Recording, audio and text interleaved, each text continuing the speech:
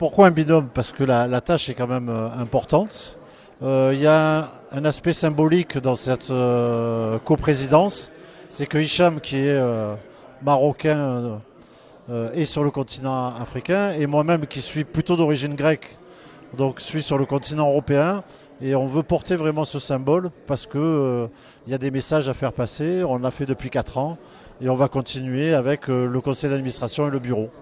Le message, on a aujourd'hui un plaidoyer, on a appelé ça vraiment un plaidoyer, une certaine façon de voir le développement de nos entreprises sur le territoire, qui peuvent s'orienter sur le continent africain.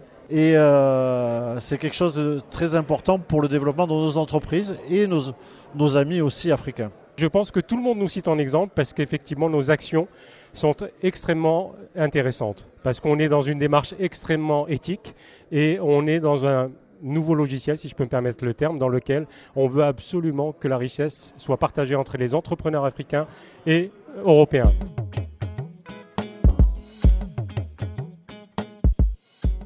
C'est une vraie réussite avec plus de membres que prévu, mais surtout avec du business, avec des PME qui ont fait beaucoup de business, avec une reconnaissance aussi de cette stratégie internationale ouverte sur l'Afrique, de notre territoire que nous avons poussé, et enfin avec un état d'esprit, toujours dans la convivialité, mais avec un état d'esprit où en fait ce sont les entrepreneurs, les PME de notre territoire qui ont besoin des PME africaines pour pouvoir faire ensemble des choses gagnant-gagnant, développement de business, développement de technologie, et donc les deux rives, je dirais, de la Méditerranée, l'Afrique et l'Europe, l'Europe et l'Afrique, sont ensemble engagés dans ce chemin.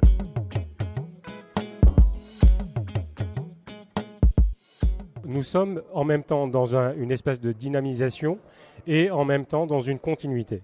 La continuité, effectivement, fait appel à ce qu'avait déjà entamé Yves Delafont, à solliciter des fonds, des bailleurs, type l'AFD et ainsi de suite, parce que pour des financements d'entreprise, la taille moyenne de financement aux alentours de 50 ou 100 000 euros n'est pas abordée aujourd'hui par les bailleurs de fonds. Donc typiquement, donc là, ce sont des choses que nous allons solliciter, soit à travers des banques de type AFD, soit à travers des banques privées que nous allons rencontrer bientôt.